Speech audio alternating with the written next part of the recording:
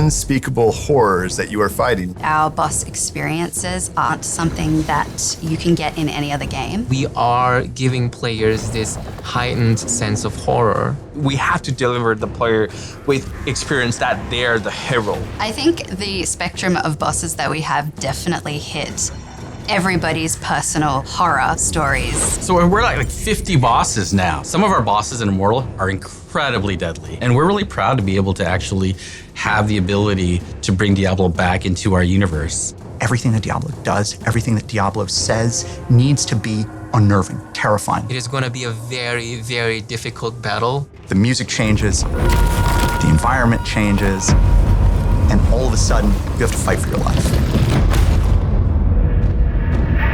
The process of designing a Diablo boss is usually quite organic. It really depends on the boss. Sometimes it starts with a cool mechanical idea. Sometimes it starts with kind of a narrative germ. The story team is going to have a lot of say in terms of like, what is the fiction behind the boss? And so what is the feel behind the boss? In some zones, we are going to lavish incredible build-up on a boss, especially the final boss.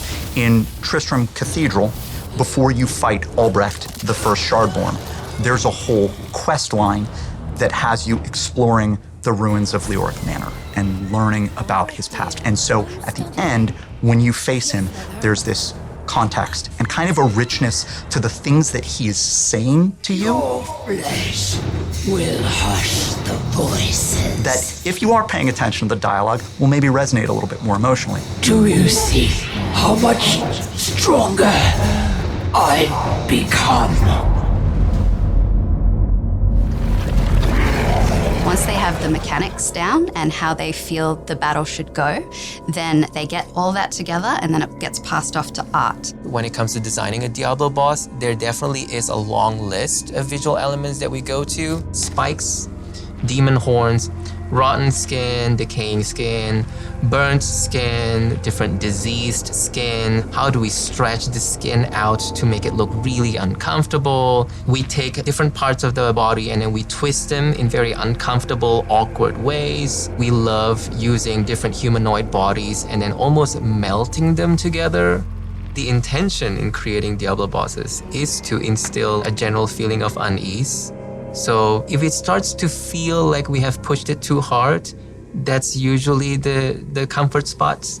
We have so many different representations of evil and horror, so no matter who you are, no matter where you're from, you can always bet that there is something in our game that is going to terrify you.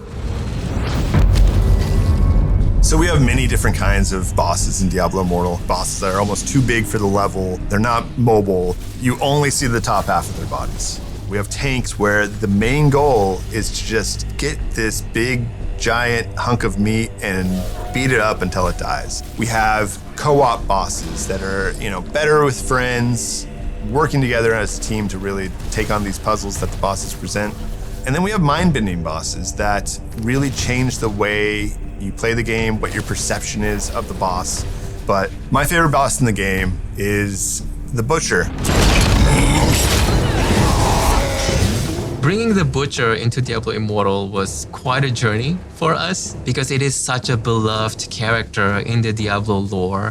When I was playing Diablo 1 for the first time, there was this shock associated with encountering the Butcher. You open the door, he steps out, he's cleaving you very, very fast.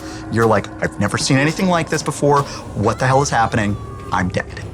We wanted the Butcher to be the real Butcher from the first Diablo. So it was kind of like, how do we bring him into our game and what can we make more special about this particular encounter? Our Butcher is super intimidating. He's a gigantic boss, towering above the player. This is a Butcher that was basically too angry to die. He's just shoving his guts back in. He's got the chain that he throws.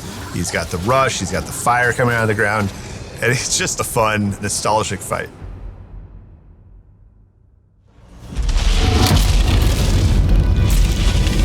We've been building towards this encounter with Diablo since the launch of the game. Diablo is the Lord of Terror. His food and drink is the fear of other beings. He has this very recognizable silhouette with his giant horns on his head and also down his back.